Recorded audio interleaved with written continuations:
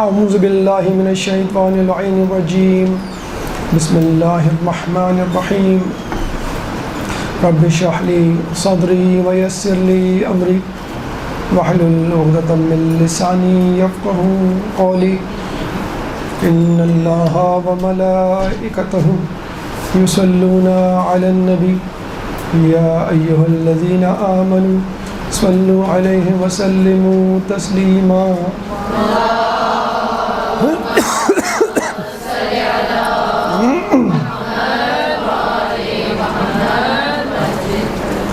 فلسفہ قربانی ہمارا آج کا موضوع، وہ اس لیے کہ عالمی پیمانے پر اگر ہم نگاہ دوڑائیں تو لاکھوں فرزندان توحید سرزمین حجاز میں سنت ابراہیم کو تازہ کرنے کے لیے جمع ہیں، اور اس کے ساتھ ساتھ مقامی سطح پر تمام مسلمان اپنے اپنے گھروں میں 10 ذی الحج کو قربانی پیش کرنے کے لیے بھرپور تیاری میں مصروف ہے۔ لیکن ان دونوں پہلوؤں سے زیادہ جو ایک اور اہم پہلو ہے اس موضوع کو آج منتخب کرنے کا، وہ ہے فلسفہ قربانی، کہ خود قربانی ہم سے کیا تقاضا کرتی ہے، اس کا پس منظر کیا ہے، اس کے اہداف کیا ہیں، اور سب سے بڑھ کر ہماری ذمہ داری کیا ہے۔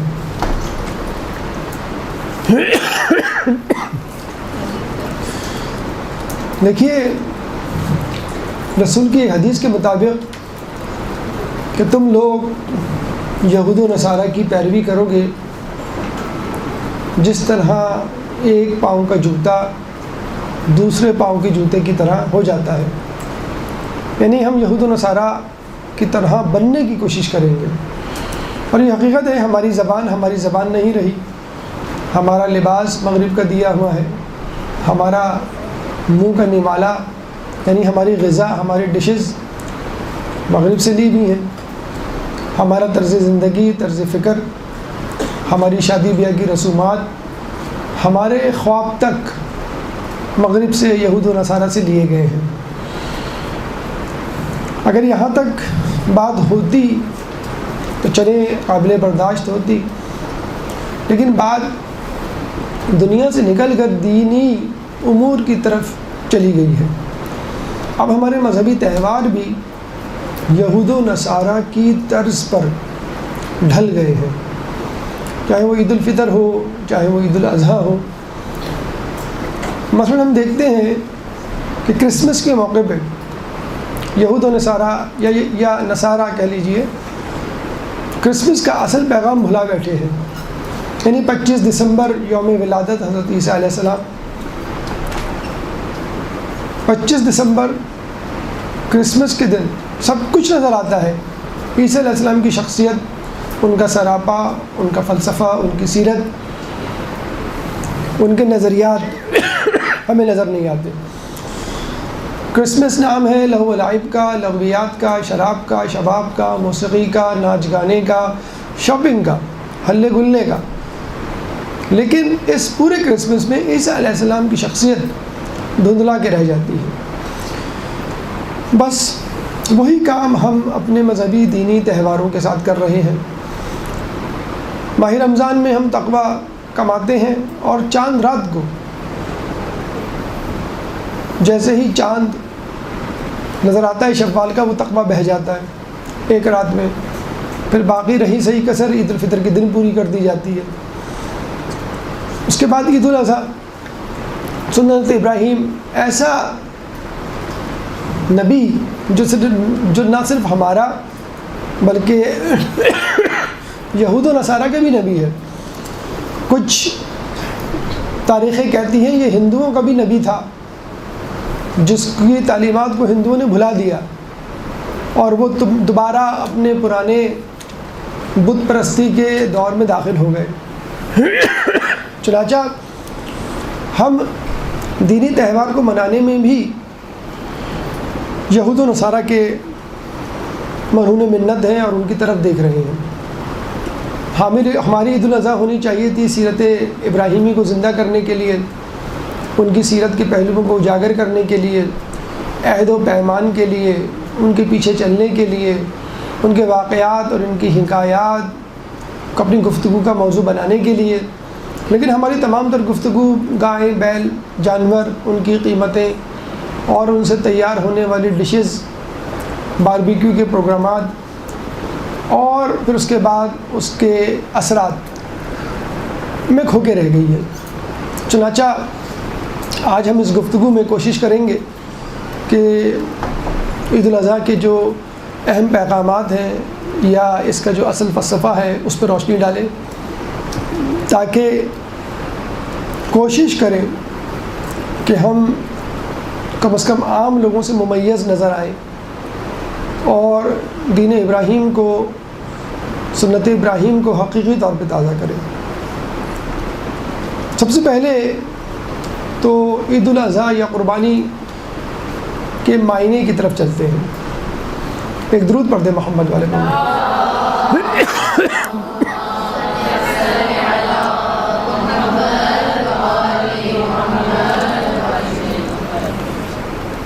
قربانی لفظ قرب سے نکلا ہے، یعنی قریب ہونا. ہم جب بھی کوئی نیکی کرتے ہیں، عبادت کرتے ہیں، تو نیت کرتے ہیں قربتاً اللہ. میں نماز پڑھتا ہوں قربتاً اللہ، میں روزہ رکھتا ہوں قربتاً اللہ. قریب ہونا. اور یہ بھی جان لیجیے کہ قریب ہونا راضی ہونے سے زیادہ اہم ہے. جب ہم دیندار بنے، جب ہم نیکی کی طرف آئے، تو خود بخود ہمارا خدا ہم سے راضی ہو گیا. جب ہم نے گمراہی کا راستہ چھوڑا، صراط مستقیم اپنایا، اللہ ہم سے راضی ہو گیا. اب ہماری کوشش اللہ سے قریب تر ہونا ہے. اور اللہ سے قریب ترین نقطہ، اللہ سے قریب ترین جگہ مقام محمود ہے کہ جہاں پر رسول اللہ اور ان کے اہل بیت جاگزی ہوں گے، اور ہمیں اپنا پڑوس ان کے گھر کے آس پاس ہی تلاش کرنا ہے. اسی طرح جیسے اس کی مثال بالکل ایسی ہے، ہم کسی بچے سے پوچھتے ہیں بیٹا آپ کا امتحان میں کیا ٹارگٹ ہے؟ اگر وہ کہتا ہے کہ بس میں پاس ہو جاؤں، تو ہم کیا کہتے ہیں بھئی یہ تو کوئی ٹارگٹ نہیں ہوا، یہ تو تم جان چھڑا رہے ہو، یہ تم جبرن کوئی امتحان دے رہے ہو. وہ کیا کہتا ہے کہ میں پوزیشن لانا چاہتا ہوں، میں اچھے گریڈ لانا چاہتا ہوں، A+ لانا چاہتا ہوں. پھر ہم کہیں گے ہاں تم یہ امتحان شوق سے دے رہے ہو اور تم پوری محنت کر رہے ہو. صرف راضی نہیں کرنا ہے اللہ کو، اللہ کے قریب ہونا ہے. ہر نماز، ہر نیکی، ہر قربانی آپ کو اللہ سے قریب کر رہی ہے. اللہ سمجھیے ایک مرکز ہے اور ایک بہت بڑا دائرہ ہے، اور اس میں ہم اپنے مرکز کی طرف چل رہے ہیں. تو جو جتنا قریب ہے وہ اتنا مرکز سے قریب ہے، جو اللہ سے قریب ہے وہ اپنے مرکز سے قریب ہے. تو یہ دوڑ قیامت تک یا ہمارے مرنے تک چلتی رہے گی مسلسل. قربان بروزن قرآن، قرآن بروزن فعال، جس کا مطلب ہوتا ہے کثرت یا مغالطہ. اگر کسی چیز کو کثرت یا مغالطے کے لیے استعمال کیا جائے، ایگزیجریشن کے لیے، ایکسس کے لیے، تو ہم قرآن یا قربان یا فعال کا وزن استعمال کرتے ہیں. قرآن بہت زیادہ پڑھی جانے والی کتاب، قربان یعنی بہت زیادہ قربانی کے لیے پیش کی جانے والی چیز. قربان یعنی وہ چیز، وہ امر، وہ کام جس کے ذریعے سے انسان اللہ کا قرب حاصل کرے. وہ قربانی کی صورت میں بھی ہو سکتا ہے، یعنی جانور کی قربانی. وہ خود اپنی قربانی کی صورت میں بھی ہو سکتا ہے، اپنی جان کی قربانی، شہادت یعنی. وہ زحمت و مشقت کی صورت میں بھی ہو سکتا ہے، حادثہ، بیماری، یا دین کے لیے کوئی مشکل کام آپ کام کریں. تو یہ تمام چیزیں جو آپ اللہ کی رضا، اللہ کے قرب کے لیے انجام دیں، یہ قربانی کہلاتا ہے. قربانی بھی قربانی ہے، نماز بھی قربانی ہے، روزہ بھی قربانی ہے، گناہوں پہ کنٹرول، گناہوں پہ قابو پانا یہ بھی قربانی ہے، نیکیاں کرنا یہ بھی ایک قربانی ہے. چنانچہ قربانی لغوی اعتبار سے ہر وہ چیز جو آپ کو اللہ سے قریب کرے. اصطلاحاً قربانی حج کے موقع پر کی جانے والی جانور کی قربانی، یا عید الاضحیٰ 10 ذی الحج کے موقع پر اپنے اپنے گھروں میں کی جانے والی قربانی جانور کی قربانی کہلاتی ہے۔ اور پاکستان میں لفظ قربانی کا مطلب ہی جانور کی قربانی ہوتا ہے، اسپیشلی خصوصی طور پہ، کیونکہ پاکستان کے بارے میں کہا جاتا ہے کہ دنیا میں سب سے زیادہ قربانی کے جانور پاکستان میں ذبح ہوتے ہیں، حالانکہ اصولاً انڈونیشیا میں ہونا چاہیے کیونکہ 25 کروڑ کی آبادی ہے، لیکن وہاں پہ 80 لاکھ جانور قربان ہوتے ہیں۔ ہمارے یہاں 20 کروڑ کی آبادی ہے لیکن 1 کروڑ جانور جو ہے وہ ذبح ہوتا ہے۔ تو بہرحال یہ بھی ہماری ایک بہت بڑی خوبی ہے کہ پوری دنیا میں جو ہے وہ سب سے زیادہ قربانی پاکستان میں ہوتی ہے۔ اب یہ خبر زیادہ عام مت کر دیجیے گا ورنہ لوگ کہیں گے قربانی کی کھالوں سے ڈیم بنائیے، یا تو جہاں بھی پیسے کا سورس نظر آ رہا ہے لوگ کہہ رہے ہیں فوراً ڈیم بنا دیں۔ حالانکہ وہی بات ہے کہ قربانی عوام کو قربانی کا بکرا بنایا جا رہا ہے ڈیم کے لیے، تو جو دولت لوٹی گئی ہے بس اس کو واپس لے آئیں، جو دولت کھا کے سانڈ بن گئے ہیں ان کو قربان کریں بجائے اس کے کہ عوام کو قربان کریں۔ بہرحال اب ہم چلتے ہیں قربانی کی تاریخ کی طرف۔ دیکھیں اسلام میں قربانی کے کیا مفہوم ہے اس کی طرف تو ہم بعد میں آئیں گے۔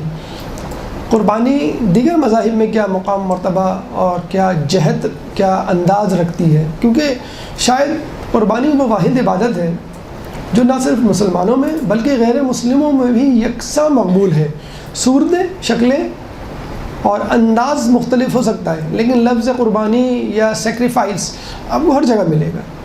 تو ہم پہلے غیر اسلام میں قربانی کا تجزیہ، تحلیل اور تذکرہ کرتے ہیں، اس کے بعد انشاءاللہ اسلام کی طرف آئیں گے۔ تو غیر اسلام میں قربانی، اگر آپ ویکیپیڈیا پہ جائیں، گوگل پہ جائیں اور قربانی سیکریفائس لکھیں لفظ، تو آپ کو پتہ چلے گا سیکریفائس جو کہ قربانی کا متبادل انگلش لفظ ہے 2 الفاظوں کا مرکب ہے، سیکرڈ اور فیسیئر۔ سیکرڈ SACRED، سیکرڈ یعنی ہولی، مقدس، پاک و پاکیزہ، اور فیسیئر FACERE، فیسیئر پرفارم، ٹو پرفارم، یعنی اس کا مطلب ہے to perform a holy task to get near your God, یعنی کوئی ایسا کام کرنا جس کی وجہ سے آپ اپنے خدا سے قریب ہو جائیں۔ تقریباً وہی مفہوم جو ہمارے یہاں ہے۔ قدیم مصریوں میں جہاں مذہب کا کوئی نام و نشان نہیں تھا اور جو لوگ وہاں پہ لوگ جو ہے بتوں کو پوجا کرتے تھے، اسلام سے دور تھے، اس زمانے میں کہا جاتا تھا کہ اگر بادشاہ بیمار پڑ جاتا تھا تو اس کی صحت یابی کے لیے جانور تو کیا انسانوں یعنی اس کے غلاموں کو ذبح کر دیا جاتا تھا، دیوتا کو خوش کرنے کے لیے کہ وہ ہمارے بادشاہ کو ٹھیک کر دیں۔ اگر بادشاہ ٹھیک نہیں ہوتا اور مر جاتا تو اس کے ساتھ اس کے وزیر کو زندہ دفنا دیا جاتا، ٹو گیو دا کمپنی، بادشاہ بور نہ ہو جائے اکیلا، یا کوئی مصیبت یا پریشانی میں مبتلا ہو تو وزیر موجود ہو اس کو راستہ دکھانے کے لیے۔ اسی طرح مصر میں جو دریائے نیل تھا اس میں کبھی کبھی طغیانی طوفان آ جاتا تو سمجھتے کہ نیل کا خدا ہم سے ناراض ہے، چنانچہ اس خدا کو خوش کرنے کے لیے ایک دوشیزہ کو بنا سنوار کے کشتی کے ذریعے اس کے بالکل بیچ میں لے جا کے دھکا دے کر اس میں غرقاب کر دیا جاتا اور کہا جاتا کہ یہ قربانی ہماری طرف سے قبول کر لو، اور پھر مطمئن ہو کے لوگ بیٹھ جاتے کہ ہاں خدا ہم سے خوش ہو گیا۔ بس یہی مس یوز ہے قربانیوں کا کہ جس کی وجہ سے بہت سارے مغربی مفکرین نے خود قربانی پہ بہت زیادہ تنقید کی ہے، اور حقیقت ہے کہ جب لوگوں نے قربانی کا مس یوز کیا تبھی یہ لفظ اور یہ عمل جو ہے لوگوں کے درمیان قابل نفرت ٹھہرا۔ یہودیوں کی قربانی کیا ہوتی ہے کہ ان کی جو عبادت گاہیں ہیں، سائناگوگز، وہاں پہ جو کاہن ہوتے ہیں وہ لوگوں سے کہتے ہیں آپ پہ جب بھی کوئی پریشانی، مصیبت، حادثہ ہو تو آپ ہمارے لیے غذا لے کر آئیں، یعنی ہمارے لیے کا مطلب ہے اپنے خدا کے لیے، تو ہم خدا تک یہ قربانی پہنچا دیں گے اور آپ کی مصیبت دور ہو جائے گی۔ تو وہ اناج، جانور اور اجناس اور شراب تک لاتے تھے اور ان کو عبادت گاہ کی سپرد کر دیا کرتے تھے۔ عیسائیوں کی باری آئی تو انہوں نے کہا کہ بھائی ہماری قربانی تو عیسیٰ علیہ السلام دے چکے اور اب ہمیں کسی قربانی کی ضرورت نہیں، اور اب خدا ہمیں تمام مصیبتوں سے، زحمتوں سے محفوظ رکھے گا۔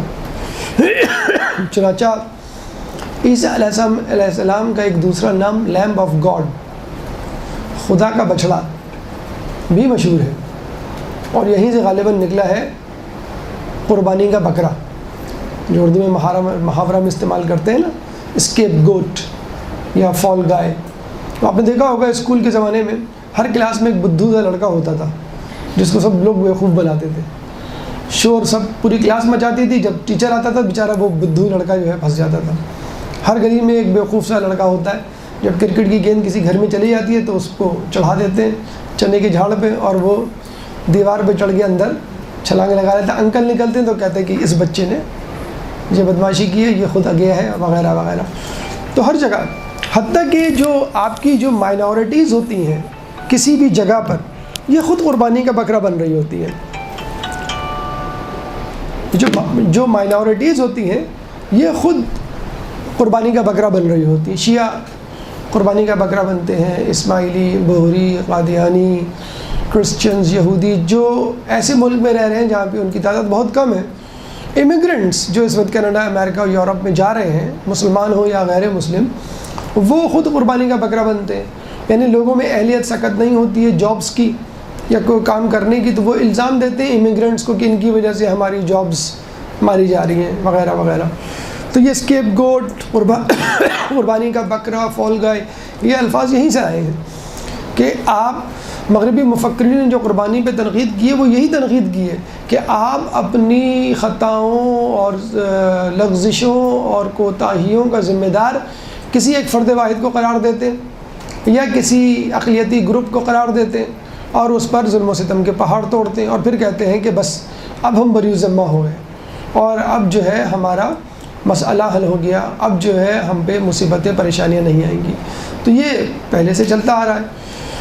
تو عیسیٰ علیہ السلام کے بارے میں کہا جاتا تھا کہ یہ قربانی کا بکرا بن گئے، یا یہ لیمب آف گاڈ بن گئے، اب یہ مصلوب ہو گئے اور اللہ نے ان کی قربانی کو قبول کر لیا، اب ہم جتنے بھی چاہیں گناہ کریں۔ اللہ تعالیٰ عیسیٰ علیہ السلام کی طرف سے دی گئی قربانی کو قبول کر چکا اور ہمیں بھی معاف کر چکا ان کے ساتھ ساتھ۔ لیکن جتنا بدنام غالباً قربانی کو ہندوؤں نے کیا ہے شاید کسی اور قوم نے نہیں کیا۔ وہاں پہ بھی اب ظاہر سی بات ہے حیوانات کو تو لا نہیں سکتے، یعنی آپ کے جو بھیڑ اور گائے وغیرہ، کیونکہ گائے کو تو وہ اپنا خدا، اپنی ماں کہتے ہیں، گاؤ ماتا، اور اس کے علاوہ بھی حیوانات کو ذبح کرنا ان پر ایک ظلم کرنے کے برابر سمجھتے ہیں۔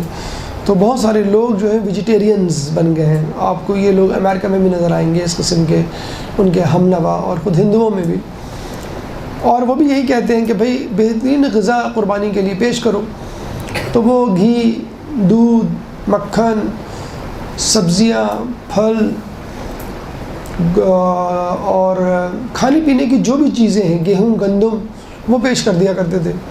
اور ہندو سادھو جو مندر کے منتظمین اور عبادت گزار لوگ ہوتے تھے، وہ اس کھانے پہ قبضہ کر لیتے تھے اور اس کو خود اپنے لیے استعمال کرتے تھے۔ چلیں یہاں تک پھر بھی بات کسی حد تک سمجھ میں آتی ہے، لیکن جب لالچ حد سے بڑھے تو لالچ کی کوئی انتہا، کوئی حد نہیں ہوتی ہے۔ انہوں نے ایک اور ذریعہ نکالا کہ جس سے لانگ ٹرم بنیادوں پر ان کا ذرائع آمدنی بحال ہو۔ کیا کہا انہوں نے؟ بھئی مرد کے مرنے کے بعد، شوہر کے مرنے کے بعد عورت کو جینے کا کوئی حق نہیں، اس کو چاہیے وہ بھی مر جائے۔ ایسا کہنے والوں کو خود چلو بھر پانی میں ڈوب مرنا چاہیے۔ انہوں نے کہا بھی عورت کو خود مر جانا چاہیے۔ چلیں یہ بھی ٹھیک کہ عورت کو خود مر جانا چاہیے۔ اب میں آگے کی آپ کو بات بتاؤں گا تو پھر آپ کہیں گے بالکل آپ نے صحیح کہا کہ یہ اس حد تک تو پھر بھی ٹھیک تھا۔ کس طرح مرنا چاہیے؟ شادی کے عروسی جوڑے میں، اور وہ تمام زیورات پہن کر جو اس نے شادی کے موقع پہ پہنے، بلکہ وہ زیورات جو اس نے شادی کے بعد پہنے اور جو اس کی ماں نے بچا کے رکھے تھے کہ بھی بہت سارے مواقع آئیں گے اس پہ دینے کے لیے، سابقے اور لاحقے تمام زیورات، تمام سونے کی چیزیں وہ پہن لیتی ہے۔ 25 چوڑیاں ہیں، 4 بالیاں، تمام چیزیں وہ پہن کر بیچاری عروسی جوڑے میں کھڑی ہو جاتی ہے، اس کو آگ لگا دی جاتی ہے۔ کپڑا جل جاتا ہے، جسم جل جاتا ہے، گوشت جل جاتا ہے، بال جل جاتے ہیں، ہڈی جل جاتی ہے۔ نہیں جلتا تو سونا جو اس کے جسم پر ہوتا ہے، بلکہ سونا تو خالص ہو جاتا ہے جلنے کے بعد۔ وہ اسی کا تو انتظار کرتے ہیں، رات ہوتی ہے، مندر کے دروازے بند کر دیے جاتے ہیں، سب کو نکال دیا جاتا ہے اور وہ سونا پھر کھرچ کے جمع کیا جاتا ہے۔ ہر سال دو چار اگر اس طرح مرنے لگی تو ان کے یہاں تو ماشاءاللہ کافی ان کی آمدنی ہو جائے گی. اس طرح ان کے خزانے بھرنے لگے. آپ میں سے جو ہسٹری کے طالب علم ہیں انہوں نے سومناتھ کا مندر سنا ہوگا کہ وہاں کیا ہوا تھا اور محمود غزنوی کیوں جانا چاہتا تھا اور کیوں اس نے 17 حملے کیے. جب وہ وہاں پہنچا تو ہندوؤں نے کہا کہ دیکھو ہمارے مندر کو ہاتھ مت لگانا, ہمارے دیوتا جی مراقبے کی حالت میں ہیں اور وہ چھت اور زمین کے درمیان فضا میں معلق ہے, اور یہ ہمارا کرشمہ اور یہ ان کا معجزہ ہے اور یہ ہماری حقانیت کی دلیل. جب وہ وہاں پہ پہنچا اپنے وزیروں کے ساتھ تو دیکھا واقعی دیوتا جی جو ہیں وہ ہوا میں معلق, ہوا چھت اور فرش کے درمیان, نہ اوپر سے کوئی چیز زنجیر لٹک رہی ہے نہ نیچے سے کوئی ستون. تو جو کچھ شاطر قسم کے ذہین قسم کے وزیر تھے انہوں نے محمود غزنوی کو کہا کہ آپ اس کی چھت پر منجنیق سے پتھر کی بارش کریں. محمود غزنوی نے منجنیق سے پتھر کی بارش کروائی. جب چھت پر بارش کی تو پتہ چلا کہ اس کا پلستر جب نیچے اکھڑ کے گرا تو اس میں سے مقناطیس نکلا بہت بڑا. جب وہ نکلا تو بت خود بخود نیچے گر گیا. جب بت نیچے گرا ٹوٹا, جیسے گلک ٹوٹتا ہے تو اس میں سے سکے نکلتے ہیں, تو جب بت ٹوٹا تو اندر سے بہت سارا سونا نکلا. سبحان اللہ. تو یہ جو ہے ماشاءاللہ یہ وہ سونا تھا کہ جو انہوں نے ستی کی رقم سے جمع کیا تھا. ستی کی رسم سے جو سونا ان کو ملا تھا وہ اسے جمع کیا تھا. تو یہاں سے جب ان کا بھانڈا پھوٹا تو پتہ چلا کہ یہ ستی کی آڑ میں سونا جمع کرنے کی انہوں نے ایک مشین جسے کہتے ہیں اپنے اپنے مندروں میں لگائی ہوئی تھی. زرتشت ایک مذہب قدیم ایران میں, وہاں پہ یہ بدعت تھی, یہ نظریہ تھا کہ جس کی اوپر بھی کوئی مصیبت آتی اور جب وہ زرتشت یعنی اپنے عبادت گاہ کے کاہن کے پاس جاتا تو وہ کہتا کہ تمہیں جو شخصیت عزیز ہے اس کو قربان کر دو. اب ظاہر سی بات ہے آدمی کو اپنی اولاد ہی عزیز ہوتی ہے.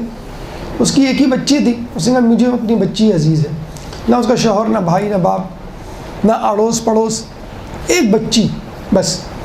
اور وہ روتی دھوتی واپس آئی. جب واپس آ رہی تھی تو رستے میں اسی زمانے کا ایک بہت بڑا فلاسفر اس کو ملا.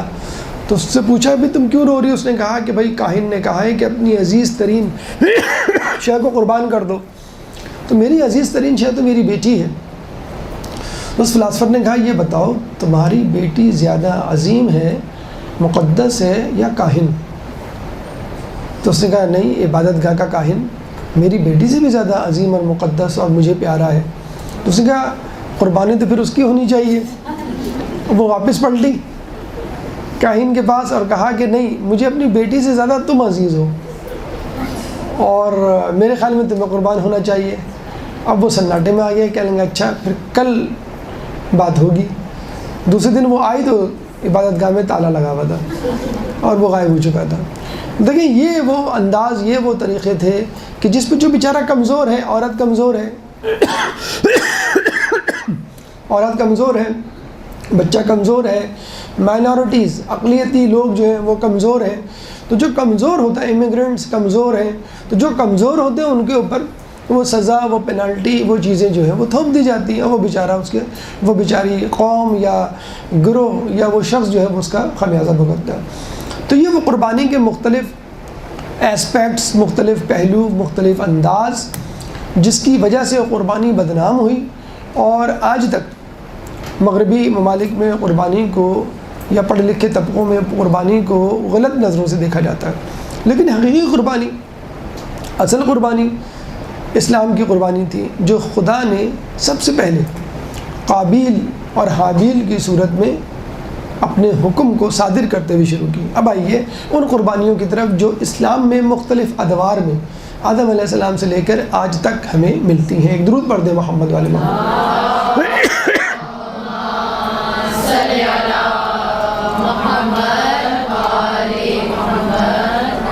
سب سے پہلی قربانی جب آدم علیہ السلام نے اپنا خلیفہ و جانشین بنانے کے لیے حابیل کا انتخاب کیا تو قابیل آڑے آ گیا. اس نے کہا کہ نہیں, میں جانشین بننے کے زیادہ قابل ہوں. تو آدم علیہ السلام بیچارے پریشان ہوئے، کیا کریں؟ تو اللہ نے ان کو حکم دیا کہ ان دونوں کو کہو کہ یہ اپنی اپنی قربانی پیش کریں، جس کی قربانی اچھی ہوگی میں اس کی قربانی کو قبول کر لوں گا اور وہ تمہارا جانشین بن جائے گا۔ دونوں کو کہا گیا کہ بھئی تم اپنی اپنی قربانی پیش کرو۔ قابیل زراعت پیشہ تھا، وہ گندم لے کر آیا۔ حابیل مویشی چراتا تھا، وہ مویشی ایک دمبا لے کر آیا۔ لیکن فرق یہ تھا، قابیل باسی سڑی ہوئی گندم لے کر آیا اور حابیل ایک صحت مند توانا جانور بھیڑ لے کر آیا۔ اللہ تعالیٰ نے آسمان سے ایک بجلی بھیجی اور اس بجلی نے اس گوسفند، اس بھیڑ کو کھا لیا اور گندم ویسی رہی۔ آسمان سے بجلی آنے کا مطلب اور اس قربانی کو خاکستر کرنے کا مطلب ہی یہ ہوتا تھا کہ اللہ نے آپ کی قربانی قبول کر لی۔ چنانچہ اس کی قربانی قبول ہو گئی اور قابیل کی قربانی رہ گئی۔ اب قابیل کو آیا غصہ، تو اس نے حسد کے مارے، خدا کا تو کچھ بگاڑ نہیں سکتا تھا، تو اس نے حابیل کو کہا کہ میں تجھے قتل کروں گا۔ تو حابیل نے کہا کہ دیکھو، قربانی متقی لوگوں کی ہی قبول ہوتی ہے اور اس میں میرا کیا قصور، اور اگر تم مجھے قتل کرو گے تو میں تمہیں کچھ بھی نہیں کہوں گا یا کروں گا تمہارے ساتھ۔ میں چاہتا ہوں کہ یہ اس گناہ کا بار، میرے بھی گناہ کا بار تم ہی اٹھاؤ۔ پھر اس نے حابیل کو قتل کیا اور حابیل کو قتل کرنے کے بعد اس کی لاش کو لے کے گھومتا رہا کہ اب میں اس کو کہاں ڈالوں، کیا کروں۔ تو ایک کوے کو دیکھا کہ جس نے ایک قبر کھودی، گڑھا کھودا اور دوسرے مردہ کوے کو اس میں دفنایا، اور اس کو دیکھتے ہوئے پھر اس نے اپنے بھائی حابیل کو دفنایا۔ اس کا تذکرہ قرآن میں سورہ مائدہ آیت نمبر 27 میں ملتا ہے۔ سورہ مائدہ قرآن کا 5واں سورہ ہے، چیپٹر 5 ورس نمبر 27۔ اذ قربا قربانا فتقبل من احدہما ولم يتقبل من الآخر قال لأقتلنك قال انما يتقبل اللہ من المتقین۔ اللہ فرماتا ہے اذ قربا قربانا، جب ان دونوں نے قربانی کی، فتقبل من احدہما، تو ان میں سے ایک کی قربانی کو قبول کیا گیا، ولم یتقبل من الآخر، اور ان میں سے ایک کی قربانی کو قبول نہیں کیا گیا۔ اب جس کی قربانی کو نہیں قبول کیا گیا، کس کی؟ قابیل کی، اس نے کیا کہا؟ لأقتلنک، میں تجھے قتل کر کے چھوڑوں گا۔ تو جس کو کہا، یعنی کس کو؟ حابیل کو، اس نے کیا جواب دیا؟ انما یتقبل اللہ من المتقین، بے شک اللہ تعالیٰ متقیوں کے اعمال قبول کرتا ہے۔ اور یہ حدیث ہم نے شاید پہلے بھی آپ کو سنائی ہوگی۔ یہ آیت کے ضمن میں ایک واقعہ ہمارے چھٹے امام، امام جعفر صادق علیہ السلام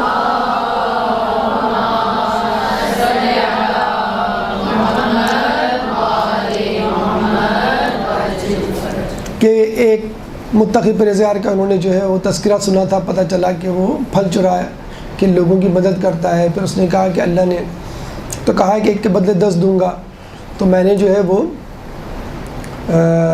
4 پھل چرائے ہیں تو 40 نے کیا، اور اگر میں نے چرائے ہیں تو 4 گناہ کیے ہیں تو 36 نہیں کیے، تو ابھی بھی میرے ہاتھ میں ہے۔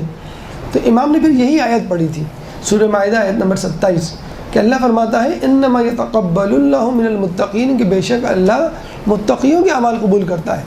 جس طرح حابیل کی نیکی کو قبول کیا، اس طرح تمہاری نیکی کو قبول نہیں کرے گا، یعنی جس طرح قابیل کی نیکی کو قبول نہیں کیا، اس طرح تمہاری بھی نیکی کو قبول نہیں کرے گا۔ تو یہ قربانی تاریخ میں دی جانے والی سب سے پہلی قربانی تھی، خدا کی طرف سے تھی۔ اس کا مطلب کیا ہوا کہ باقی قربانیاں بھی اسی کو مد نظر رکھتے ہوئے بعد میں دی گئی۔ پھر ہم دیکھتے ہیں کہ آسمان سے بجلی کا آنا، قربانی کا ہونا، پھر اصل قربانی کا خاکستر ہونا، قبول ہونا، یہ بنی اسرائیل تک چلا۔ اس لیے رسول اللہ کے آنے کے بعد بھی کچھ یہودی مسلسل ان سے اصرار کرتے رہے کہ ہمیں کوئی ایسی قربانی اور کوئی ایسا معجزہ دکھائیں کہ جس میں قربانی دی جائے اور آسمان سے ایک بجلی آئے اور اس کو جلا کے خاکستر کر دیں۔ خیر معجزے تو وہ ہر قسم کے مانگا کرتے تھے، وہ ایک فرمائشی پروگرام تھا ان کا، جو نبی کو وہ سمجھتے تھے کوئی جادوگر ہے، کوئی کرتب باز ہے، کہ بس وہ ہمیں معجزے اور کرتب بازی دکھا دکھا کے خوش کرتے رہے۔ مثلا کہ تم جو ہو وہ زمین سے لے کے آسمان تک ایک سیڑھی لگواؤ، ہم اس سیڑھی پہ چڑھ کے خود دیکھیں گے آسمان کے اوپر کیا ہے اور خدا کہاں ہے۔ تو وہ اس قسم کے فرمائشی پروگرام بھی ان کے ہوتے تھے۔ بہرحال اب آئیے قربانی ابراہیم علیہ السلام کی، جو کہ حج کے موقع پر جس کو زندہ کیا جاتا ہے اور ہم بھی اپنے اپنے گھروں میں اس کی یاد مناتے ہیں۔ ابراہیم علیہ السلام نے خواب دیکھا کہ میں اپنے بیٹے اسماعیل کو ذبح کر رہا ہوں۔ انہوں نے یہ خواب اسماعیل علیہ السلام کو آ کے سنایا۔ اسماعیل علیہ السلام نے کہا کہ اللہ جیسا مشورہ دے رہا ہے آپ ایسا کیجئے اور آپ مجھے صابروں میں سے پائیں گے۔ ابراہیم علیہ السلام ان کو قربان گاہ کی طرف لے کے گئے۔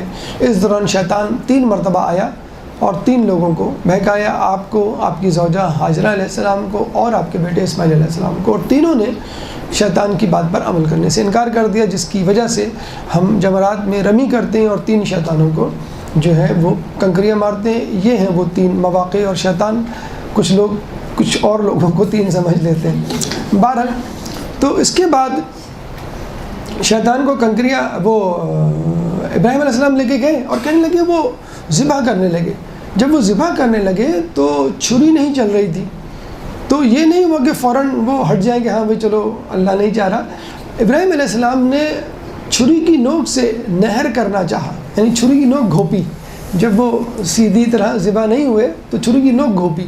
تو جب بھی ہم آپ دیکھتے ہیں کہ گائے اور بکرے اور بھیڑ کے لیے ہم ذبح کرتے ہیں اور اونٹ کے لیے نہر کرتے ہیں، تو ابراہیم نے یہ دونوں کام کیے تھے کہ کسی طرح بس ذبح ہو جائے اسماعیل، لیکن وہ نہیں ہوئے، اور چھری کو پھر غصے میں پھینکا کہ تو اپنا کام کیوں نہیں کرتی۔ تو چھری نے کیا کہا کہ خلیل کہہ رہا ہے کاٹو، جلیل کہہ رہا ہے کہ نہ کاٹو، تو میں کیسے کاٹ سکتی ہوں۔ تو یہ وہ قربانی تھی جس کے بارے میں ابراہیم علیہ السلام کی قربانی کو اپریشیٹ کرتے ہوئے اللہ تعالیٰ سورہ صافات آیت نمبر 105، 106، 107، سورہ صافات قرآن کا 37واں سورہ ہے، چیپٹر 37 آیت نمبر 105، 106، 107۔ قد صدقت الرؤیا ان کذالک نجزی المحسنین ان ھذا لہو البلاء المبین وفدیناہ بذبح عظیم۔ قد صدقت الرؤیا، بے شک اس نے اپنا خواب سچ کر دکھایا۔ ان کذالک نجزی المحسنین، بے شک ہم محسنین کو اسی طرح جزائے خیر دیتے ہیں۔ ان ھذا لہو البلاء المبین، اور یہ ایک بہت بڑی کڑی اور کھلی آزمائش تھی۔ وفدیناہ بذبح عظیم، اور اس کے بدلے ہم نے ایک بہت ذبح عظیم کو قرار دیا، اس کا سبسٹیچیوٹ، اس کا متبادل۔ اب کچھ لوگ کہتے ہیں کہ یہ ذبح عظیم یا اس کا متبادل وہ بھیڑ ہے جو خدا کی طرف سے آیا تھا، حالانکہ بھیڑ کا اسماعیل تو کیا کسی انسان کا بھی متبادل قرار پانا ذبح عظیم نہیں ہو سکتا، کیونکہ حیوان انسان سے کمتر ہے، چاہے وہ جنت ہی سے کیوں نہ آیا ہوا ہو۔ تو اسماعیل علیہ السلام تو بہرحال بدرجہ اولیٰ نبی تھے۔ تو علماء اعلام ہمارے مفسرین فرماتے ہیں کہ ذبح عظیم دراصل کربلا کی طرف اشارہ ہے۔ ابراہیم کی قربانی کو تو تمثیل کے طور پہ اللہ تعالیٰ نے لیا، ایک جسے کہتے ہیں نا ٹوکن منی۔ جب پراپرٹی خریدنے جاتے ہیں تو لوگ کہتے ہیں کہ بھئی ٹھیک ہے معاملہ طے ہو گیا، ٹھیک ہے آپ ٹوکن منی دے دیں۔ آپ ٹوکن منی یعنی بہت چھوٹی سی اماؤنٹ دے دیتے ہیں اور کہتے ہیں کہ بھئی اصل اماؤنٹ ہم بعد میں دیں گے جب جو ہے وہ آپ اس کو مکمل خرید لیں گے۔ تو یہ ٹوکن منی تھی، جو عبادت تھی وہ ٹوکن تھی، حقیقت میں تو قربان نہیں ہوئے تھے اسماعیل علیہ السلام۔ اور جناب حسین حقیقی طور پہ قربان ہوئے، نہ صرف وہ قربان ہوئے بلکہ ان کے جانثار اور ان کے اولاد اور ان کے اہل بیت بھی قربان ہوئے۔ اب آئیے اس قربانی کے بعد رسول اللہ بلکہ حضرت عبد المطلب کی قربانی کی طرف چلتے ہیں۔ درود پڑھ دیں محمد والے محمد۔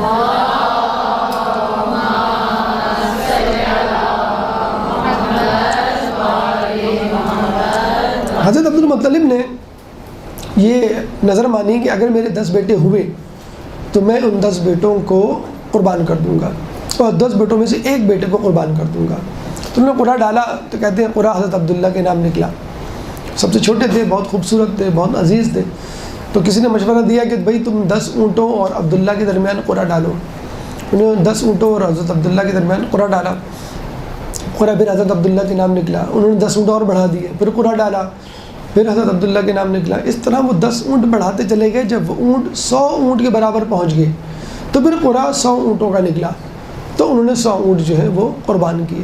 اور کہتے ہیں کہ اس کے بعد اسلام میں قصاص کے لیے جو بلڈ منی ہوتی ہے، یعنی اگر کسی کو قتل کر دیا گیا ہے تو اس کے رشتہ دار اس کے قصاص کا مطالبہ کر سکتے ہیں، یعنی انسان کے بدلے انسان، لیکن اگر وہ معاف کرنا چاہیں تو وہ 100 اونٹوں کے برابر رقم لینے کے حقدار ہیں، اور قتل کرنے والے کو اور اس کے رشتہ داروں کو یہ اماؤنٹ دینی چاہیے۔ علی دوانی ایران کے بہت بڑے مشہور تاریخ دان، مورخ، شہید متحرک ہیں، ساتھ ہی وہ اس روایت کا انکار کرتے ہیں، اور وہ کہتے ہیں کہ بنو امیہ نے حضرت عبدالمطلب حضرت علی کی شان کو گھٹانے کے لیے غالباً یہ روایت گھڑی ہے، ورنہ تو جو ہے وہ عبداللہ پہلے ہی اس پر قربان کر دیتے جب پورا حضرت عبداللہ کے نام نکلا تھا۔ لیکن بہرحال روایت میں یہ بھی آیا ہے کہ رسول فرماتے ہیں انا ابن الذبیحین، میں 2 ذبیحوں کا بیٹا ہوں۔ 2 ذبیحوں سے مراد 8ویں امام فرماتے ہیں حضرت اسماعیل علیہ السلام اور حضرت عبداللہ علیہ السلام۔ یہ رسول اللہ کے دادا حضرت عبدالمطلب کی طرف سے قربانی تھی، پھر خود رسول اللہ کی طرف سے قربانی۔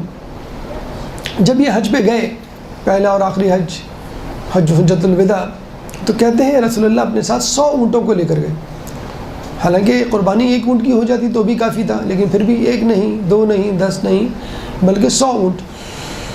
خود علی کو کہا کہ تم فلاں کام نمٹا کر حج پر ہم کو جوائن کر لینا، تو حضرت علی جو ہے وہ کام نمٹا کر حج پر رسول اللہ کے پاس آئے۔ جب وہاں پہنچے تو رسول اللہ نے کہا کہ تمہارے پاس قربانی کا جانور کہاں ہے؟ تو حضرت علی نے کہا کہ میں تو اپنے ساتھ قربانی کا جانور جو ہے وہ نہیں لے کر آیا۔ تو رسول اللہ نے جو 100 اونٹ تھے اس میں سے 34 اونٹ جو ہے وہ حضرت علی کو دے دیے، اور 66 اونٹ خود قربان کیے، یعنی تقریباً 1/3 اونٹ علی کو دے دیے۔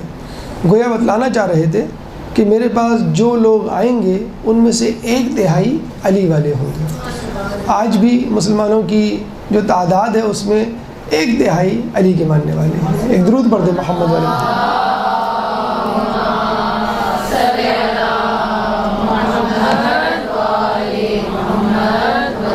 علی کی قربانی، کہتے ہیں کہ رسول کی وفات کے بعد علی حسن و حسین اور بی بی کو لے کر مدینے کی گلیوں میں نکلے اور ہر دروازے پہ دستک دی اور اپنی خلافت کا حق جتایا اور اپنی مدد کے لیے لوگوں کو جمع کرنے کی کوشش کی۔ تو کہتے ہیں کہ فقط 24 لوگوں نے اس کی حامی بھری۔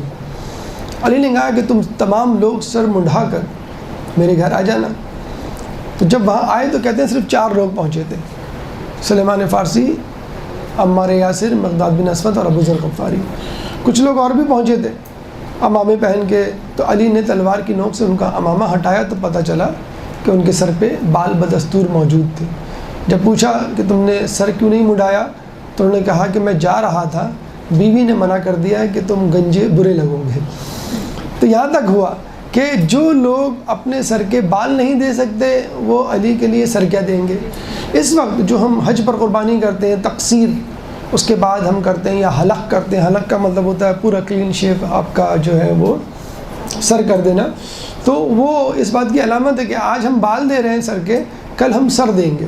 اور یہ جو ہم قربانی بقرہ عید پر، عید الاضحیٰ پہ 10 ذی الحجہ کو اپنے گھروں میں کر رہے ہیں، یہ بتلانے کا مقصد یہ ہے کہ آج ہم جانور قربان کر رہے ہیں، کل ہم اپنے آپ کو اس طرح قربان ہونے کے لیے پیش کریں گے۔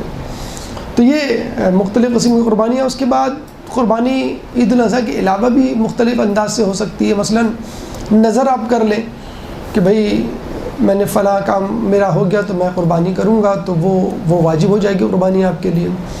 عقیقے کے لیے قربانی ہوتی ہے، نئے گھر میں شفٹ ہونے کے بعد قربانی ہوتی ہے، سفر پہ جانے سے پہلے کے لیے قربانی ہوتی ہے، یا کوئی بیمار ہے، کسی مصیبت میں مبتلا ہے، کوئی خوف ہے آپ کو، تو آپ بکرا کر دیتے ہیں، قربانی کر دیتے ہیں کہ اللہ تعالیٰ ہمیں متوقع حادثہ یا نقصان سے بچا لے۔ تو یہ مختلف مختلف واقعات تھے، مختلف پہلو ہیں اسلام میں قربانی کے حوالے سے۔ اب چلتے ہیں ہم اپنے اصل متن، اصل مغز، اصل ہدف کی طرف کہ اہداف قربانی کیا ہے یا مقاصد قربانی کیا ہے۔ ایک درود پڑھ دیں محمد والے محمد۔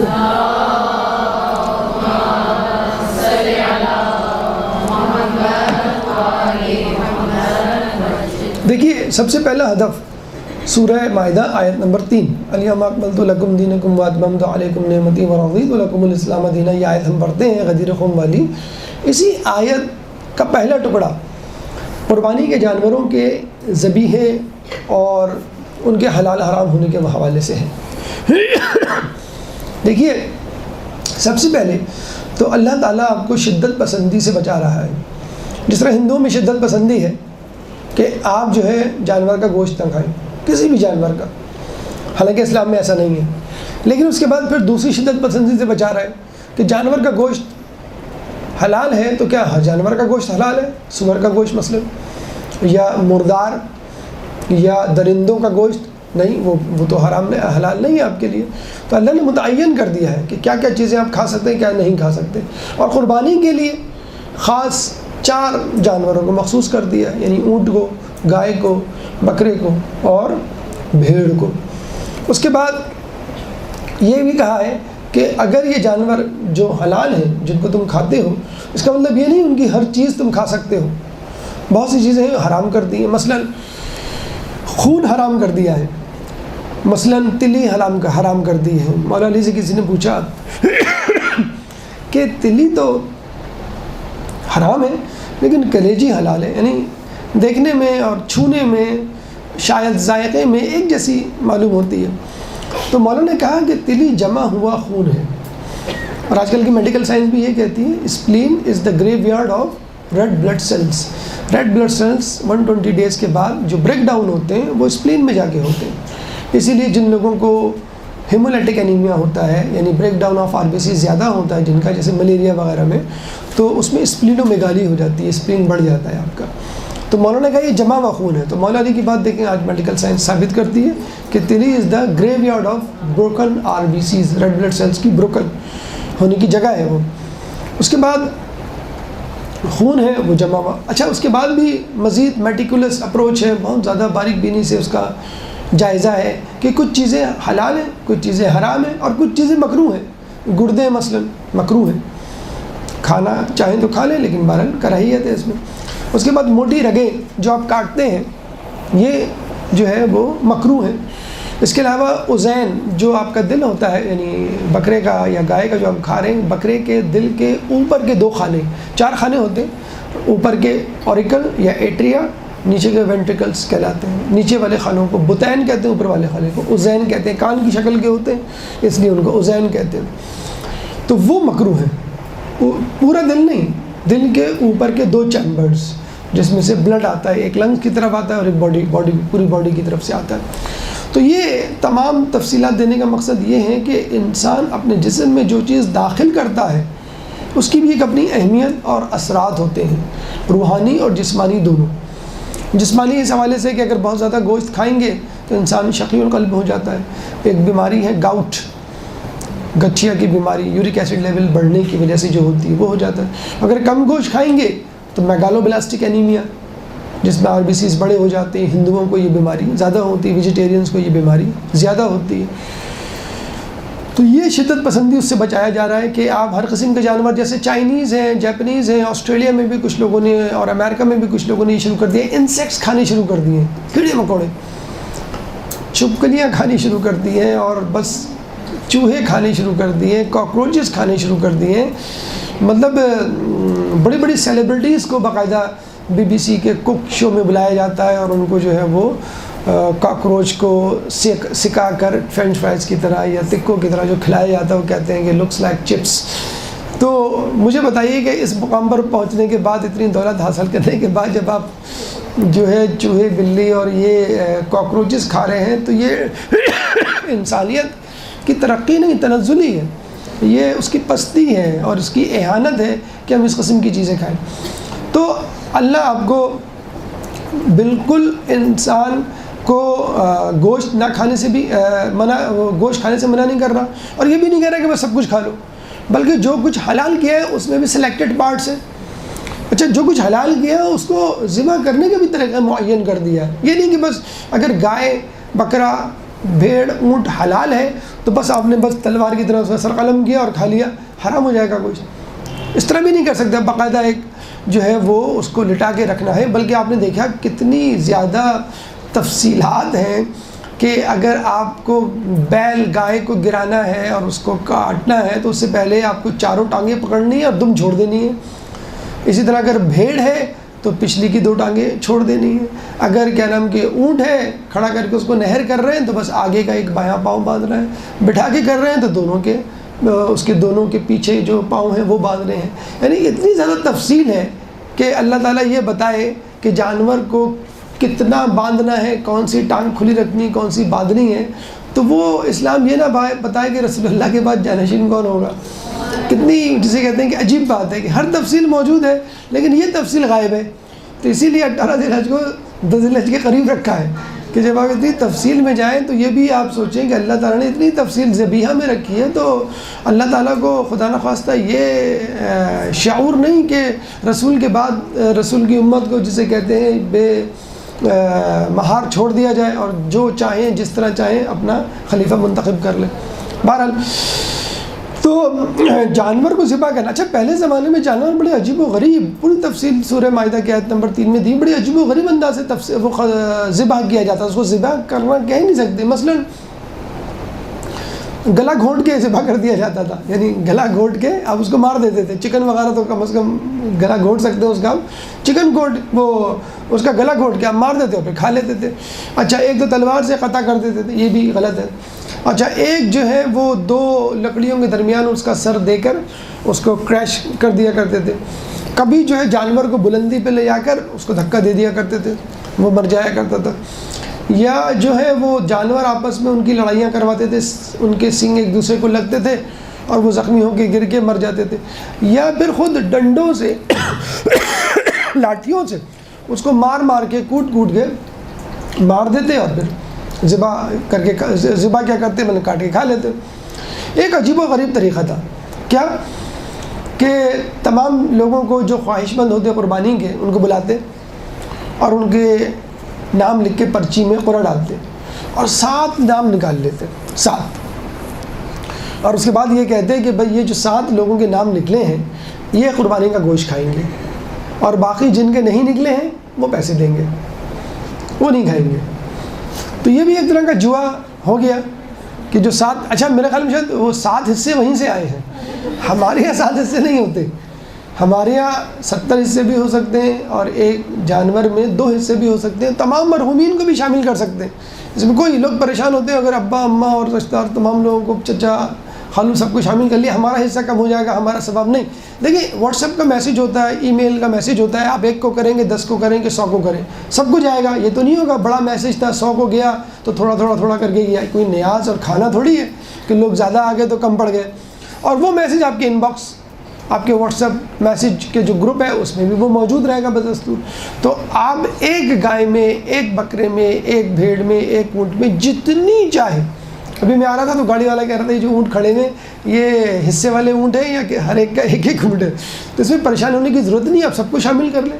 تو گھر کا جو سربراہ ہوتا ہے اس کی طرف بھی ایک توجہ دلانا مقصود ہے. گھر کا سربراہ جو ہے اپنے تمام گھر والوں کو اس قربانی کی نیت میں شامل کرے. صرف یہ نہیں کہ میں کر رہا ہوں، نہیں تمام لوگوں کو شامل کرے تاکہ وہ بھی اس قربانی میں شریک ہو. تو یہ مختلف قسم کے طریقہ کار ہوتے تھے جانور کو ذبح کرنے کے یا اس کو کاٹنے کے کھانے کے. ہمارے یہاں بس ایک ہی طریقہ ہے، یہ قبلہ رخ کرنا ہے، اس کو اللہ کا نام لینا ہے اور 4 رگیں کاٹنی ہیں. 4 رگیں آپ کا ٹریکیا یعنی ہوا کی نالی، ایسوفیگس غذا کی نالی، رائٹ کیروٹیڈ اور لیفٹ کیروٹیڈ، یہ 2 جو آرٹریز ہیں برین کو بلڈ سپلائی کر رہی ہیں تاکہ مکمل طور پہ اس کا تعلق برین سے ختم ہو جائے اور برین ڈیتھ ہو جائے. سائنس بھی یہ کہتی ہے آج کل brain death is the real death. Heart کا دل کا رکنا جو ہے وہ موت نہیں ہے، ذہن کا کام کرنا چھوڑ دینا وہ موت ہے. بلکہ افریقہ کے قبائلیوں پر ریسرچ بھی کی گئی ہے، جو بھوک سے مر جاتے ہیں سب سے آخری آرگن جو مرتا ہے وہ برین ہے.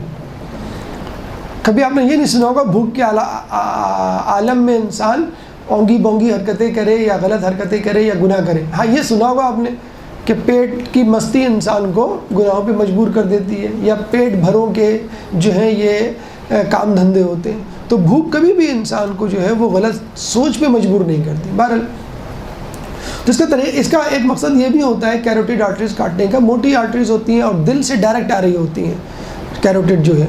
تو اس میں خون بہت زیادہ ہوتا ہے اور بہت پریشر سے ہوتا ہے، تو وہ خون جتنا جلدی نکلے اتنا اچھا ہے، کیونکہ ہمارے ہاں کیا ہے جب آپ جانور ذبح کرتے ہیں تو جتنا خون نکل جائے وہ نجس ہوتا ہے اور جو خون رہ جائے وہ پاک ہوتا ہے. تو آپ ظاہر سی بات ہے ایک چھوٹی سی آرٹری یا وین کاٹیں گے تو کم خون نکلے گا تو کوئی فائدہ نہیں. تو مین آرٹری آپ کاٹیں، مین رگ جو ہے وہ کاٹیں تاکہ زیادہ سے زیادہ مقدار میں خون نکلے. تو یہ اس کی فلسفی ہے کہ 4 رگیں کٹنی چاہیے، چاہے تو آپ کاٹیں چاہے تو قصائی، لیکن بہت توجہ کے ساتھ پہلے 2 نالیاں جو بیچ میں ہوتی ہیں، پھر لیفٹ اور رائٹ کی نالیاں. بہرحال یہ وہ شدت پسندی ہے کہ جس میں جانوروں کا تعین کر کے، جس میں جانوروں کے عضو کا تعین کر کے، جس میں جانوروں کے ذبح کا تعین کر کے اللہ تعالیٰ بتلا رہا ہے کہ تمہیں یہ جانور، یہ غذا جو ہے کھانی ہے، یہ حلال ہے تمہارے لیے، ورنہ حرام ہو جائے گی اور اس کے مضر اثرات تمہارے اندر جائیں گے. دوسرا اہم مقصد ذبح کا مساکین غربا کی مدد. خود روایت میں ہے کہ اللہ تعالیٰ نے قربانی کو اس لیے واجب قرار دیا کہ مساکین اس سے استفادہ کریں. اچھا یہاں پہ جو لفظ ہے نا کہ خدا نے قربانی کو اس لیے واجب کیا، تو واجب کا مطلب شرعی واجب نہیں ہے، واجب کا مطلب ہے ضروری قرار دیا. تو تاکیدی مستحب ہے. ہمیشہ یاد رکھیے کہ قربانی تاکیدی مستحب ہے، اور اس میں جس طرح دیگر لوگوں میں یہ ایک کانسیپٹ آیا ہوا ہے دیگر جگہوں سے کہ یہ واجب ہے، ضروری ہے، ہر کسی کو کرنی چاہیے جو بھی صاحب استطاعت ہو، اور عورتیں بھی کر سکتی ہیں اگر وہ جاب کر رہی ہیں، اور وہ شادی شدہ عورتیں بھی کر سکتی ہیں جن کے پاس زیورات ہیں، کیونکہ زیورات بیچ کر آپ جانور خرید سکتے ہیں بآسانی. یہ سب غلط مفروضات ہیں. قربانی واجب ہی نہیں ہے تو اس کے لیے اپنے زیورات یا اپنی کوئی چیز بیچنا بالکل فضول ہے. تاکیدی مستحب ہے، اتنا مستحب ہے کہ مولا فرماتے ہیں کہ اگر لوگوں کو قربانی کی فضیلت، قربانی کی اہمیت، قربانی کے فوائد کا پتہ چل جائے تو وہ قرض لے کر قربانی کریں. لیکن پھر وہی بات، قرض لے کر قربانی کرنا مستحب نہیں ہے. ہاں قرض لے کر آپ ایک مستحب کو ادا کر رہے ہیں، آپ بآسانی قرض لے کے قربانی کر سکتے ہیں، ٹھیک ہے کیجئے، اس میں کوئی مذاکرہ نہیں ہے.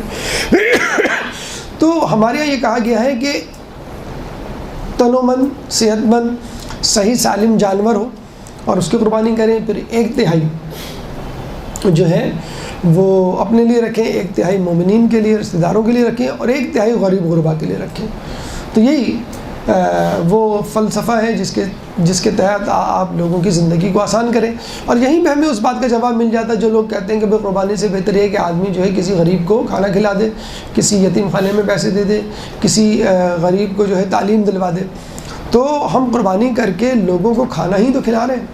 اور دوسری بات یہ کہ جو لوگ یہ کہتے ہیں ان کو آپ یہ کہیں کہ آپ کے ہاتھ میں جو موبائل ہے اسی کو بیچ کر آپ لوگوں کی مدد کر دیں. آپ جس گاڑی میں بیٹھ گئے ہیں اس گاڑی کو بیچ کے آپ کسی یتیم خانے میں پیسے جمع کروا دیں. آپ کے پاس جو گھر ہے 5 کمروں کا، تو آپ 2 کمروں کا گھر لے لیں بیچ کے اس کو. تو اس طرح تو پھر کوئی بھی نہیں بچے گا کہ ہر کسی کے پاس سے آپ کو جو ہے کچھ نہ کچھ نکالنا پڑے گا. تو جو کر سکتا ہے آسانی کے ساتھ یقیناً وہ قربانی کرے، لیکن پھر وہی بات ہے کہ واجب کے زمرے میں پھر بھی نہیں آئے گا. فضیلت بہرحال بہت ہے. تیسری اہم بات، قربانی گناہوں کی بخشش کا وسیلہ. کہا یہ جاتا ہے کہ قربانی کے جانور کے ہر بال کے عوض آپ کا 1 گناہ معاف ہوتا ہے.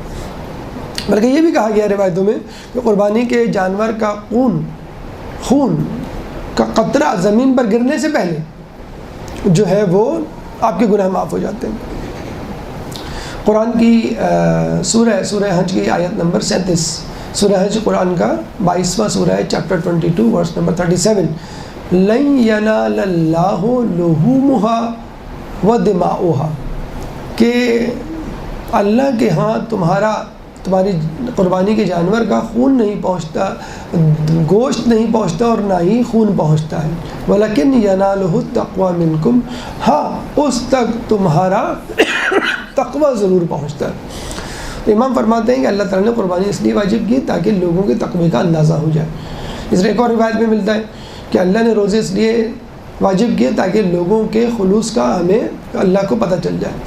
تو یہ وہ تقوی ہے جو اللہ تک پہنچتا ہے، اور یہی وہ تقوی ہے، یہی وہ قربانی ہے جس کی وجہ سے آپ کے گناہوں کی، آپ کی خطاؤں کی لغزش ہوتی ہے. اس کے بعد قربانی خیر و برکت کا ذریعہ ہے، لیکن جو سب سے بڑا اجر، جو سب سے بڑا کام، جو سب سے بڑا مرتبہ مقام جو ملتا ہے وہ یہ ہے کہ انسان اللہ کے قریب ہو جاتا ہے، جو بھی سب سے پہلے ہم نے بیان کیا، قربانی لفظ قرب سے نکلا ہے، قریب ہونا۔ یہ فلسفہ سمجھنا بہت زیادہ ضروری ہے، تھوڑا سا مشکل ہے، لیکن بات عام مشاہدے کی ہے، اس لیے سمجھ میں آ جانی چاہیے۔ دیکھیے اللہ تعالیٰ نے جو مخلوقات پیدا کی اس کی درجہ بندی ہے۔ کم ترین مخلوق کیا ہے؟ جمادات، جمے ہوئے، جامد و ساکن، اپنی جگہ پہ کھڑے ہوئے، پتھر، پانی، ہوا، روشنی۔ دوسرے نمبر پہ جو اس سے بہتر مخلوق پیدا کی وہ ہے نباتات، یعنی درخت، جن میں تھوڑی بہت حرکت کی صلاحیت ہے، یعنی بیج پودا بنتا ہے، پھر تناور درخت بنتا ہے، پھر اس میں پھل آتے ہیں، پھول آتے ہیں، یعنی تبدیلی ممکن ہے۔ پتھر اور جمادات میں تبدیلی ممکن نہیں ہے۔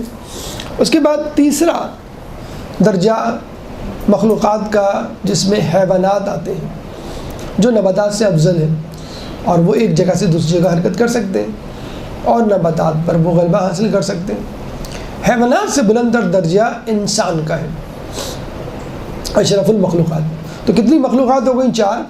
کم ترین جمادات، اس کے بعد نباتات، اس کے بعد حیوانات، اس کے بعد دیکھیے آپ نے اپنی سائنس کی کتاب میں ایک چیپٹر، ایک موضوع پڑھا ہوگا جس کو ہم کہتے ہیں فوڈ چین یا غذائی زنجیر۔ تو اس میں کیا ہوتا تھا؟ کم تر برتر کا نوالا بنتا ہے، وکٹم اور پریڈیٹر۔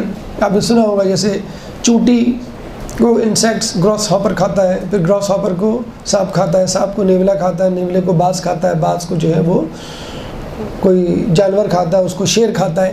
تو وکٹم پریڈیٹر یعنی کمزور، پھر اس سے طاقتور، پھر اس سے طاقتور۔ نمک، پانی، ہوا اور روشنی کو نباتات استعمال کرتے ہیں اور اس سے کلوروپلاسٹ کی مدد سے کاربوہائیڈریٹ بناتے ہیں، دیٹ از کالڈ فوٹوسنتھسس، ٹھیک ہے نا؟ تو یہ جمادات ہیں، نمک، پانی، ہوا، روشنی، یہ کس کا حصہ بن گئے؟ نباتات کا۔ نباتات پہ قربان ہو گئے۔ نباتات میں پھل، پھول، سبزی، پتے، شاخیں نکلیں۔ بکرا وہاں سے گزرا، اس نے پتا منہ میں لے لیا اور کھانا شروع کر دیا۔ اب نباتات حیوانات پہ قربان ہو گیا، اس نے ریزسٹ نہیں کیا، مزاحمت نہیں کی کہ بھئی مجھے مت کھاؤ۔ اب اس حیوان کو، اس بکرے کو آپ کے والد صاحب بکرا منڈی سے خرید کے لائے اور قربان کر دیا اس کو۔ اب یہ حیوان انسان کے لیے قربان ہو گیا، اس نے ریزسٹ نہیں کیا۔ اب باری ہے انسان کی۔ انسان کس پہ قربان ہو؟ انسان کیا کہتا ہے؟ امی میری اس سے شادی نہیں ہوئی تو میں گولی کھا کے خودکشی کر لوں گی۔ ابا میری اس لڑکی سے شادی نہیں ہوئی تو میں اپنے آپ کو شوٹ کر دوں گا۔ لعنت ہو ایسے انسان پر جو ایک دوسرے کے لیے قربان ہو رہا ہے۔ ان صلاتی و نسکی و محیای و مماتی للہ رب العالمین، کہ بے شک میری نماز، میری قربانی، میرا جینا، میرا مرنا سب اللہ کے لیے ہے، اور یہاں ہم ایک دوسرے کے اوپر مر رہے ہیں یا ایک دوسرے کے لیے مر رہے ہیں۔ تو یہ وہ انسانیت کی توہین ہے جو روزانہ ہو رہی ہے۔ یا تو خود مر جاتے ہیں یا خود ایک دوسرے کو مار دیتے ہیں۔ پٹیل پاڑا کا جو کیس ہے آپ کو یاد ہوگا کہ دونوں نے ایک دوسرے کو مار دیا۔ مطلب یہ کچھ ہمارے معاشرے میں یہ سب ڈرامے، فلموں اور میڈیا کا کیا دھرا ہے۔ اصل قربانی کو چھپا دیا گیا ہے، اور جو غلط قسم کی قربانی ہے، جو اہانت ہے مومن کی اور انسان کی، اس کو پروموٹ کر دیا گیا ہے۔ اب اس میں مزید آپ اس فلسفہ سمجھیے۔ آپ تو یہ کہہ رہے ہوں گے، سمجھ رہے ہوں گے، بھئی بیچارہ جمادات کا کیا قصور جو مٹ گیا، قربان ہو گیا نباتات پہ، پھر نباتات کا کیا قصور جو حیوانات کے لیے قربان ہو گیا، پھر حیوانات کا کیا قصور بیچارے کا کہ جو انسان کے لیے قربان ہو گیا، پھر انسان بیچارے کے کیا قصور جو اللہ کی راہ میں مارا گیا۔ اب آپ سنیے، مجھے بتائیے، اگر کوئی کمتر چیز برتر چیز میں تبدیل ہو جائے اور اس کے لیے اس کو اپنے وجود کی قربانی دینی پڑے تو کیا یہ جائز نہیں ہے؟ ایک اینٹ ہے رستے میں پڑی ہوئی ہے، اس اینٹ کو اٹھا کے آپ مسجد کی دیوار میں لگا دیں۔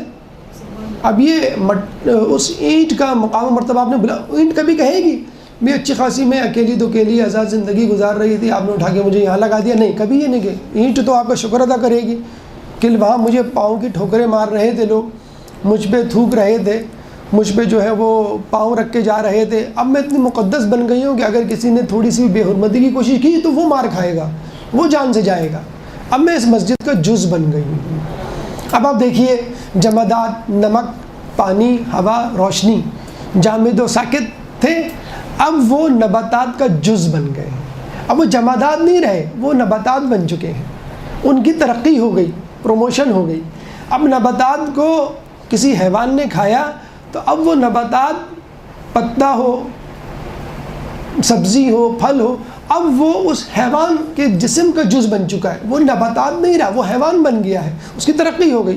اسی طرح حیوان، اس کو انسان نے کھایا تو اس کا گوشت پوش انسان کا جسم کا حصہ بن گیا ہے، اب وہ حیوان نہیں رہا، وہ انسان بن گیا۔ اسی طرح انسان، کون کہتا ہے کہ موت آئی تو میں مر جاؤں گا، میں تو دریا ہوں، سمندر میں اتر جاؤں گا۔ تو انسان خدا کا جز بن جاتا ہے۔ اب آپ کہیں گے کہ سر آپ شرک کروا رہے ہیں ہم سے، جی نہیں، اللہ کہتا ہے کہ جب بندہ میرے قریب آتا ہے، نیک بنتا ہے، تو میں اس کی آنکھ بن جاتا ہوں جس سے وہ دیکھتا ہے، میں اس کے کان بن جاتا ہوں جس سے وہ سنتا ہے، میں اس کی زبان بن جاتا ہوں جس سے وہ بولتا ہے، میں اس کے ہاتھ بن جاتا ہوں جس سے وہ کام کرتا ہے، میں اس کے پیر بن جاتا ہوں جس سے وہ چلتا ہے۔ میں عین اللہ، میں ید اللہ، میں لسان اللہ۔ اس کا پہلا مصداق مولا علی، مولا کائنات حضرت علی۔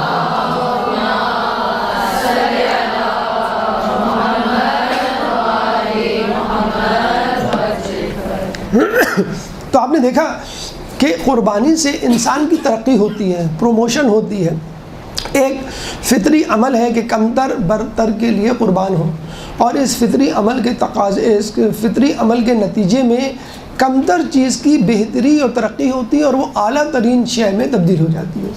جو ہم کہتے ہیں کہ ہم مرتے ہیں، جی نہیں، ہم مرتے نہیں ہیں، ہم جیتے ہیں، اور اللہ تعالیٰ پھر ہمیں اپنی بقا کے ساتھ رکھتا ہے، یعنی ہماری بقا اس سے مشروط ہو جاتی ہے کہ اللہ کے بندے، کہ تو نے میرے لیے جان دی، اب تجھ کو میں جنت میں رکھوں گا، اور جو میری خصوصیت ہے ہمیشہ زندہ رہنا، تجھے بھی وہ خصوصیت دوں گا، تو بھی ہمیشہ میرے ساتھ زندہ رہے گا، جب تک میری ذات رہے گی تیری ذات رہے گی۔ تو یہ وہ آخری منزل، آخری ہدف ہے جس کے تحت جو ہے وہ آپ کو آگے چلنا ہوتا ہے۔ اس کے بعد کچھ جو ہے وہ مسائل مختصراً کچھ تو ہم نے بتلا دیے ہیں، لیکن پھر بھی اعادتاً بتاتے چلیں کہ دیکھیں، قربانی کے لیے کہا یہ گیا ہے کہ جیسے ہم نے بتایا کہ تاکیدی مستحب ہے، لیکن اگر آپ نظر کی تو پھر یہ جو ہے وہ واجب بن جاتا ہے۔ قربانی آپ غیر شیعہ افراد کے ساتھ حصہ دار کے کر سکتے ہیں۔ ہمارے یہاں 7 افراد کی شرط نہیں، 7 سے زیادہ بھی ہو سکتے ہیں، 7 سے کم بھی ہو سکتے ہیں۔ قربانی کے لیے بہتر ہے کہ صحیح سالم تندرست موٹا تازہ جانور ہو، ناقص جانور نہ ہو، لیکن ناقص جانور اگر ہو تو بھی قربانی ہو جائے گی۔ یہ شرط جس کے لیے واجب ہونا ضروری ہے، ناقص نہ ہو، وہ جو حج پر قربانی دے رہے ہیں ان کے لیے ہے۔ پھر اس کے بعد یہ ہے کہ اگر کسی کا عقیقہ نہ ہو تو وہ قربانی میں اپنا عقیقہ شامل کر سکتا ہے، اگر وہ نیت کر لے تو اس کا عقیقہ ہو جائے گا۔ لیکن جس طرح عقیقے میں ہم کہتے ہیں کہ باپ اور بیٹا جس کا عقیقہ کیا جا رہا ہے وہ اس کا گوشت نہیں کھا سکتے، ایسا نہیں ہے۔ قربانی میں جس عقیقے کی نیت کی جاتی ہے اس میں آپ اس کا گوشت کھا سکتے ہیں۔ قربانی فجر کے بعد سے کی جا سکتی ہے، لیکن بہتر اور افضل وقت یہ ہے کہ سورج نکلنے کے بعد اتنا وقت کہ جتنے وقت میں آپ عید کی نماز پڑھ سکیں اس کے بعد آپ قربانی کریں۔ غیر شیعہ فرد بھی قربانی کر سکتا ہے، لیکن اللہ کا نام لینا ضروری ہے، اللہ یا اللہ اکبر۔ دیگر اسماء حسنہ بھی آپ لے سکتے ہیں، لیکن بہتر یہ ہے کہ یہی نام لیے جائیں۔ قبلہ رخ ہونا چاہیے۔ ہم عموماً اس کا سینہ یا گلا جو ہے وہ اوپر رکھتے ہیں، حالانکہ وہ جو ہے قبلہ رخ ہونا چاہیے۔ ایک صورت ہے جس میں قبلہ رخ ہونا ضروری نہیں ہے کہ اگر آپ اس کو کاٹ رہے ہیں اور کاٹتے ہوئے وہ جانور ادھوری ذبیحہ میں بھاگ جاتا ہے اور اس کے لیے ممکن نہیں ہے آپ کے لیے اس کو سیدھا لٹانا، قبلہ رخ کرنا، تو پھر آپ کسی طرح بھی اس کو کاٹ ڈالیں۔ قربانی کی جو کھال ہوتی ہے عموماً بعض لوگوں کو دیکھا گیا وہ قصائی سے ایکسچینج اور ایڈجسٹمنٹ کر لیتے ہیں اس کی اجرت کے حوالے سے، تو وہ مکروہ ہے۔ وہ آپ چاہیں تو اس کو بیچ دیں، آپ چاہیں تو اس کو کسی کو دے دیں، یا خود اس کو چاہیں تو کسی استعمال میں لے آئیں، مثلا اس کی جائے نماز بنا لیں، لیکن خود قصائی کے لیے اس کو ایکسچینج کرنا جو ہے وہ اجرت کے طور پہ مکروہ ہے۔ کسی اور جانور کو جو ذبح کرنا ہے اس کے سامنے دوسرے جانور کو ذبح کرنا جو ہے وہ مکروہ ہے۔ اسی طرح خود پالے ہوئے جانور کو ذبح کرنا، خود سے کسی کو آپ دے دیں وہ ایک الگ بات ہے، خود سے پالے ہوئے جانور کو ذبح کرنا جو ہے وہ مکروہ ہے۔ اسٹین لیس اسٹیل کی چھری نہ استعمال کریں، لوہے کی چھری استعمال کریں۔ جو قصائی آئیں چاہیں تو ان کو پہلے سے وہ چھری دے دیں اور ان کو کہیں کہ بھئی آپ اس سے پہلے ذبح کر دیں، اس کے بعد اپنی چھریاں استعمال کریں۔ بہتر تو یہ کہ آپ خود ذبح کریں اور جو اس کی دعا ہے وہ خود پڑھیں۔ آخری بات کلام آخر کے طور پر کہ آپ نے سنا ہوگا کہ نیل گائے کی نسل ختم ہو گئی، آپ نے سنا ہوگا ڈائناسورز دنیا سے ناپائید ہو گئے، آپ نے سنا ہوگا کہ جنگلی طوطا اور اس کی نسل اس دنیا سے ختم ہونے والے ہیں۔ یعنی کسی نہ کسی جانور کی نسل کی خاتمے کی خبر اور ایک جسے کہتے ہیں کہ ڈراوا کہ فلاں فلاں جانور کی نسل ختم ہونے والی ہے اور ہمیں چاہیے کہ اس کی نسل کو بچائیں، کوئی اقدامات کریں۔ لیکن کبھی آپ نے یہ نہیں سنا ہوگا کہ اونٹ کی نسل ختم ہونے والی ہے، بکرے کی نسل قریب ہے ختم ہونے کے، بھیڑ ختم ہونے والا ہے دنیا سے۔ کیوں؟ کہ جو جانور اللہ کی راہ میں ذبح ہوتے ہیں ان کی نسل کبھی نہیں ختم ہوتی، اور جس کا امام کربلا میں شہید ہوا ہو اس کے ماننے والوں کی اور اس کی نسل تو پھر کبھی بھی ختم نہیں ہو سکتی۔ اللہ تعالیٰ سے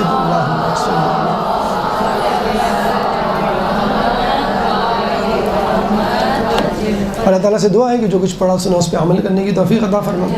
اللہ سے دعا ہے کہ اس حقیقی عبادت کو اپنی بارگاہ میں قبول فرما، ہمیں سنت ابراہیمی کو زندہ کرنے کی توفیق عطا فرما، عید الاضحیٰ کے مقاصد پیغامات کو اچیو کرنے کی توفیق عطا فرما، تعلیمات اہل بیت پہ عمل کرنے کی توفیق عطا فرما، قیامت کے دن ان کی شفاعت سے بہرہ مند فرما، امام کے ظہور میں تعجیل فرما اور ہمیں ان کے انصار و اعوان میں شامل فرما۔